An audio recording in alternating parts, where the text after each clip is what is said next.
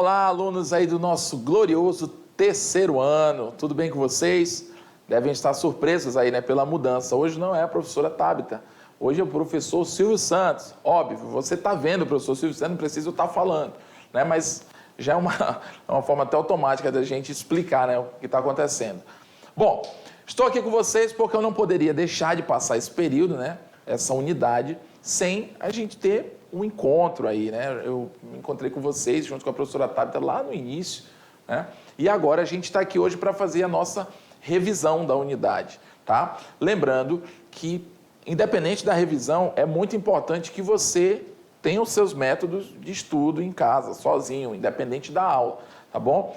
Toda vez que você estuda e você dá uma lida no assunto, somando a questão da revisão, a gente vai dar uma repassada em vários assuntos.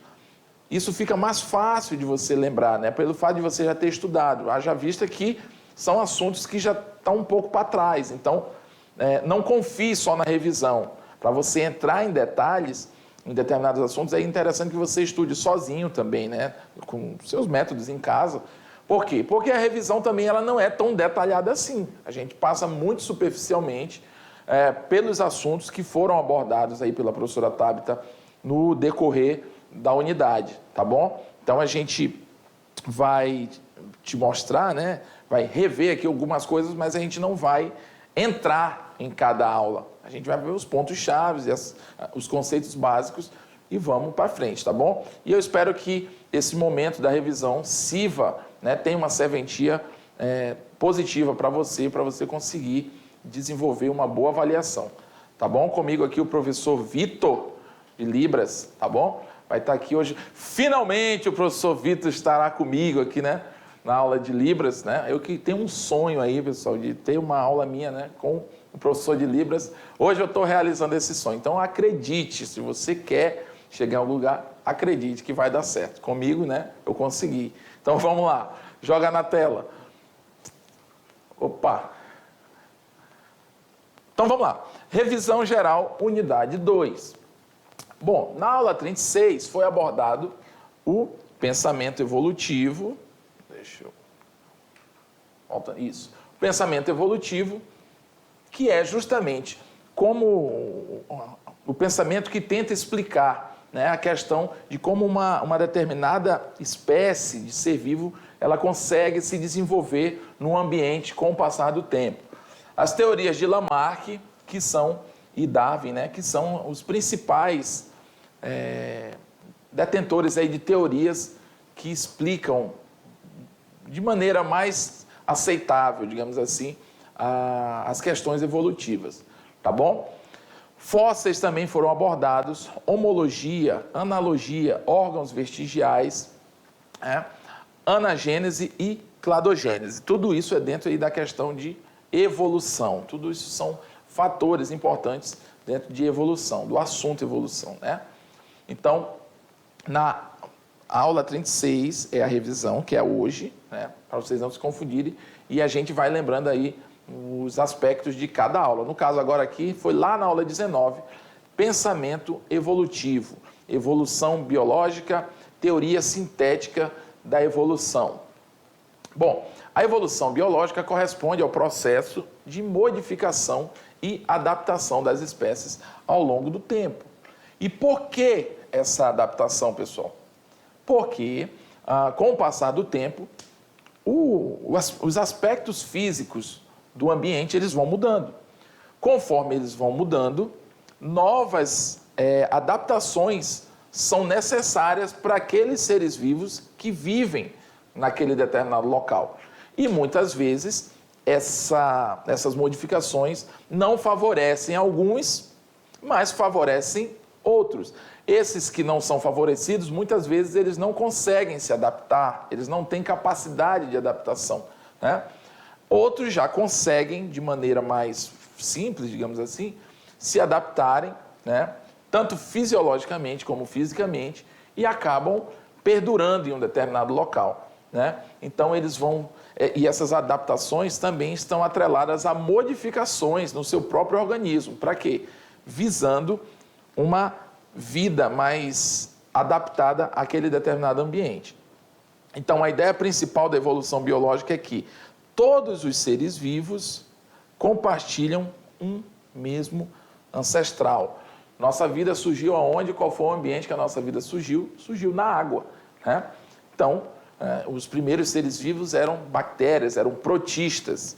E dali, né, esses seres vivos foram evoluindo ainda no ambiente aquático. E animais como, por exemplo, os anfíbios foram saindo da água, se especializando na vida terrestre. E hoje nós estamos aqui como mamíferos, por exemplo, né, existe lá o grupo dos anfíbios, dos répteis, enfim. Tá? Mas nós estamos bem adaptados aqui hoje. E também não só os animais, as próprias plantas, os vegetais também são seres vivos que surgiram ali na água e de alguma forma começaram a ganhar o ambiente terrestre, né? Então isso indica que todos os seres vieram da água, né? E que todos nós evoluímos de um mesmo ancestral. A teoria sintética da evolução ou neodarwinismo, que são as teorias de Darwin, que é considerado aí a teoria mais aceita, né, para a evolução, são as teorias dele aplicadas nos conhecimentos mais atuais, né? Isso é o neodarwinismo, ou teoria sintética. Foi formulada tomando como essência as noções de Darwin sobre a seleção natural, considerando as noções atuais de genética. Ou seja, para um ser evoluir, ele não só está sujeito à questão ali do ambiente, ele está sujeito a formulações genéticas que ocorrem no interior do seu organismo, lá no seu DNA, né? O fato, por exemplo, de um animal ele desenvolver uma determinada enzima no seu sistema digestivo que é capaz de digerir uma determinada planta, né? Isso é adquirido conforme a necessidade. Quando ele não precisava, aquilo não era produzido, mas conforme a necessidade dele, a adaptação dele vai o quê? Exigir que o corpo dele produza aquela enzima. Se ele tiver predisposição genética para produzir aquela enzima, então é sinal que ele tem capacidade de se adaptar àquele ambiente. Entendeu? Então não é só questão física, é questão também genética do indivíduo, ele poder ou não, né, se adaptar a um determinado local. Então nós temos aí dentro da teoria, das teorias evolutivas, primeiramente a mais aceita, né, foi a de Lamarck, tá? Que é a lei do uso e do desuso, a lei da transmissão dos caracteres adquiridos e as críticas à teoria de Lamarck, né, foram pontos abordados. No caso, a lei do uso e do desuso, ela significa o quê? Como o próprio nome está dizendo, se eu uso, aquilo evolui. Se eu não uso, aquilo vai atrofiar, aquilo vai tender a sumir, tá bom? Só que ele acreditava nisso de formas assim muito rápidas. Por exemplo, se eu jogo basquete, né? Aí eu cresço. Aí o meu filho, ele já ia nascer, sem ele fazer basquete, ele já ia ser um cara que teria uma tendência a ser alto.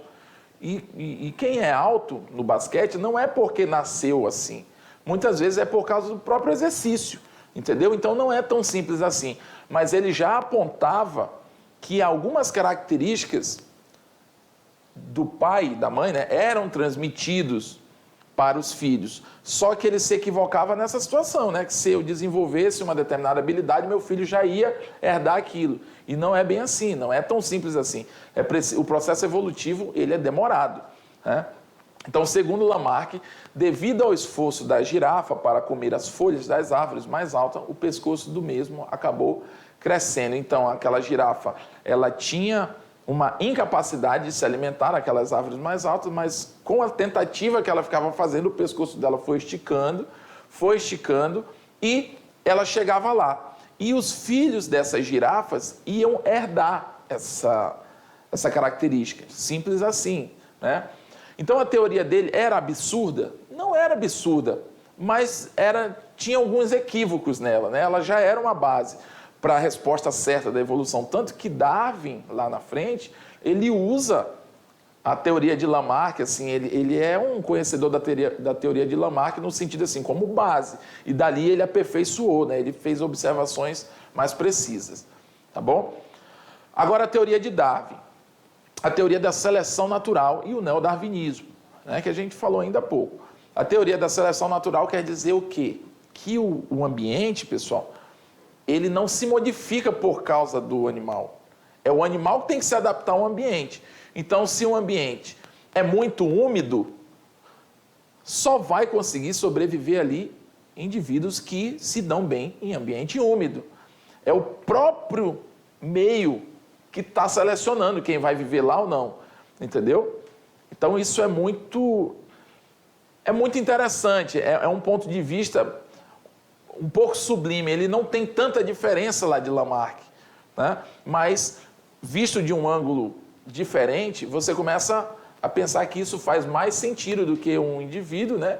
Ele vai se modificando ali com o ambiente, depois ele vai passar a teoria. Não, aquele ambiente existem girafas pequenas e as espécies de girafas grandes. Aquelas que tinham pescoço grande conseguiram sobreviver, né? O ambiente não mudou por causa delas. O que acontece? E aquelas que tinham o pescoço pequeno morreram. É o próprio um ambiente que seleciona, né? Por isso seleção natural. Então, a teoria da seleção natural é isso que eu falei, né? Quando o ambiente ele impõe as condições de vida e os seres vivos vão ou não se adaptar. E o neodarwinismo é a teoria aí, as teorias de Darwin aplicada aos conhecimentos atuais de genética, tá bom? Então, Darwin percebeu que há características favoráveis ao ambiente tornam-se mais comuns em gerações sucessivas de uma população de organismos que se reproduzem, né? Então, ao mesmo tempo em que as características desfavoráveis hereditárias tornam-se menos comuns. Ou seja, se essa espécie maior se alimenta melhor, então a tendência é que ela consiga sobreviver mais naquele ambiente, entendeu? Então, ela vai ser mais comum naquele ambiente. Essas outras vão tender a sumir, porque elas não conseguem se alimentar com a mesma eficiência, elas vão perdendo, é como se elas fossem perdendo espaço na cadeia, né? Então, ó, aquilo que eu falei, Darwin, Lamarck, a girafa cresce, né? Ela fica ali tentando e cresce. Darwin não, Darwin tem a pequena e tem a grande. A grande se alimenta, a outra, infelizmente, não vai conseguir vingar. Fósseis, fossilização e a questão dos fósseis no Brasil. Fossilização é o processo em que um determinado esqueleto, restos mortais de um animal, ele é incrustado, essa seria a palavra, ele é conservado naturalmente com a deposição das camadas rochosas, né? E ali ele vai ficando conservado naturalmente a ponto de que ele possa ser estudado mais para frente, né? Depois de bastante tempo depois dele achado. E algumas regiões no Brasil, né, que isso aqui não é só para fator de informação, mas isso aqui dificilmente vai cair na avaliação de vocês. Aqui no Brasil também existem algumas regiões onde são encontrados fósseis, né? A palavra fóssil deriva do termo latino fósseis, que significa o quê?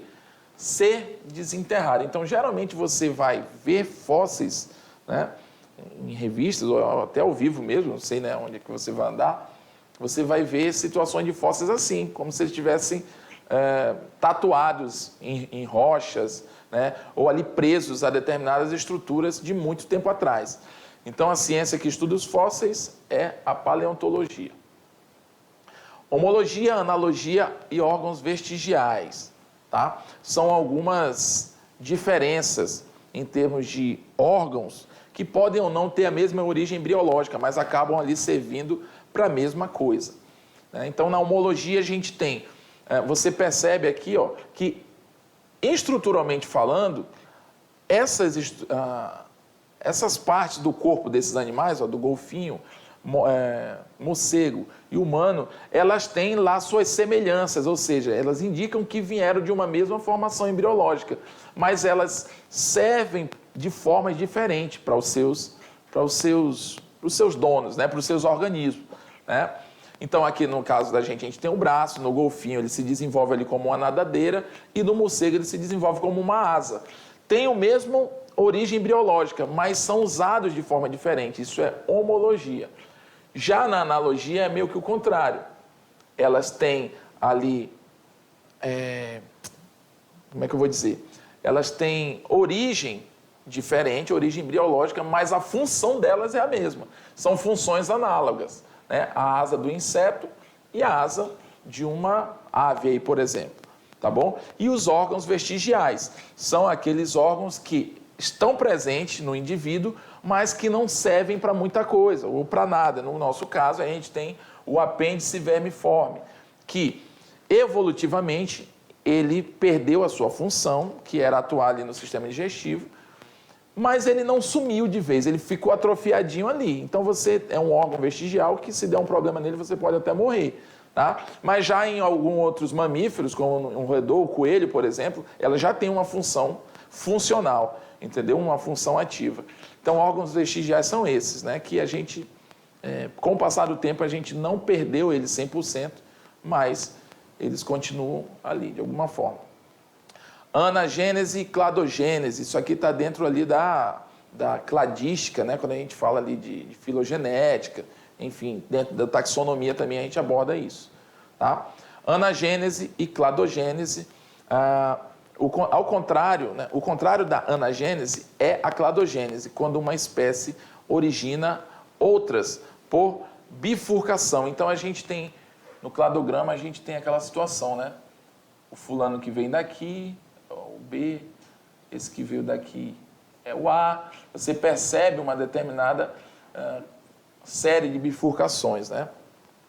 A anagênese ocorre quando uma espécie origina outro ao longo do tempo, tá? E na cladogênese corresponde a um processo evolutivo que gera ramificações, como eu falei ali no cladograma, ainda há pouco que eu desenhei, né? Nas ramificações das linhagens de organismos ao longo de sua história evolutiva. Implica obrigatoriamente em especiação biológica. Ou seja, na cladogênese, onde a gente tem surgimento de novos ramos, vai ter sempre o processo de especiação, né? Que é o processo de formação de novas espécies. Esse processo de formação de novas espécies, ele vai acontecer entre grupos homogêneos que, por algum motivo, vão, em algum momento da evolução, da era, né? Vão se separar e esses mesmos grupos, por viverem, por exemplo, em locais diferentes ou por necessidades diferentes, eles acabam adquirindo novas práticas, cada um para o seu lado. Até que, em um determinado tempo, eles não conseguem mais, mesmo que eles tenham a mesma ancestralidade, eles não conseguem mais se reproduzir, eles não têm mais afinidade reprodutiva. E isso vai causar um isolamento reprodutivo entre um e outro. Tá bom? Que é um dos fatores necessários para a especiação. O isolamento geográfico também, ou seja, a separação entre um grupo e outro, né? Esse mesmo grupo ele vai ser dividido em duas turmas, digamos assim, uma vai para um lado, outra vai para o outro. Isso faz com que eles percam suas características grupais e passam a viver de forma diferente. Depois eles não conseguem mais se reproduzir. Beleza, pessoal? Então, mais do que uma revisão, né? Isso aqui eu fui até generoso aí com vocês, expliquei muito sobre determinadas aulas ainda, tá bom? Me adentrei, que eu falei que ia ser mais superficial. Mas eu estou aqui sempre para colaborar com vocês, espero que tenha servido, espero que você faça uma avaliação bem consciente e eu tenho certeza que você vai se dar bem. É só você se concentrar, tá bom? Pensa bem, vai rebuscando tudo no teu cérebro aí, no teu raciocínio e você vai conseguir fazer uma boa avaliação. Beleza? Vamos lá.